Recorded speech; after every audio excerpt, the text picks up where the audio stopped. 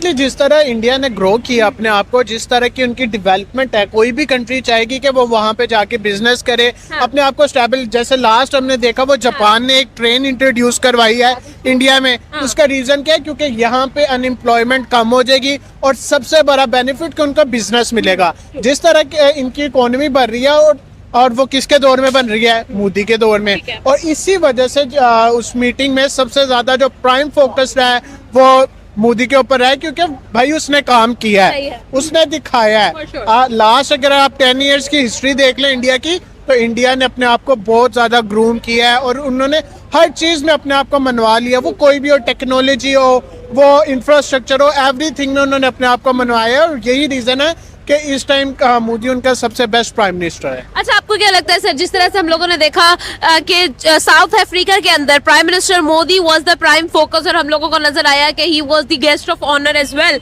आपको क्या रीजंस लगते हैं कि भाई उनको उन्होंने होस्ट किया पूरा इवेंट, और जिस तरह से बिजनेस पर बात की गई, क्लाइमेट चेंज पे बात की गई और बहुत ही प्राइम समझा गया the conversation of prime minister Modi, media ने उसको कवर किया, क्या कहना चाहेंगे? देखिए, ऑब्वियसली जहाँ तक इंडिया की बात है, बात इकोनॉमी की नहीं है। आप जो मर्जी फील्ड उठा लें, हर फील्ड के अंदर वो इस टाइम टोटली छाए हुए हैं, ओवरटेक किया हुआ है भाई उन्होंने हर मामले के अंदर।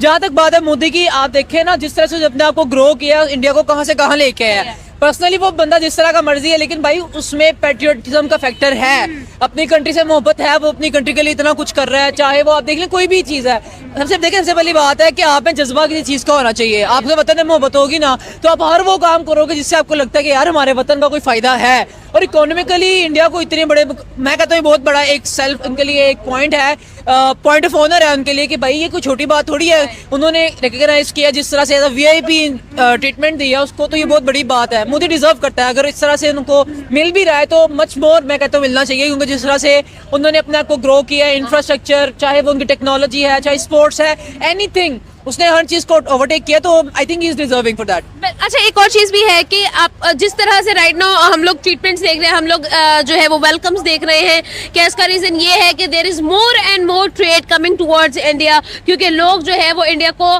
ना सिर्फ as the 5th largest economy देखते हैं but also the biggest market in the world देखते हैं, जहां पर वो अपनी प्रोडक्ट्स को सेल करने के लिए जो है वो लुक फॉरवर्ड करते हैं। क्या आपको ये लगता है कि definitely India is a country जो कि एक सोने की चिड़िया आप कह सकते हैं? डेफिनेटली मैंने आपको जैसे अभी बात की है कि जापान जैसी कंट्री जिसने कहीं पे इन्वेस्ट नहीं किया, उसने इंडिया में इन्वेस्ट किया।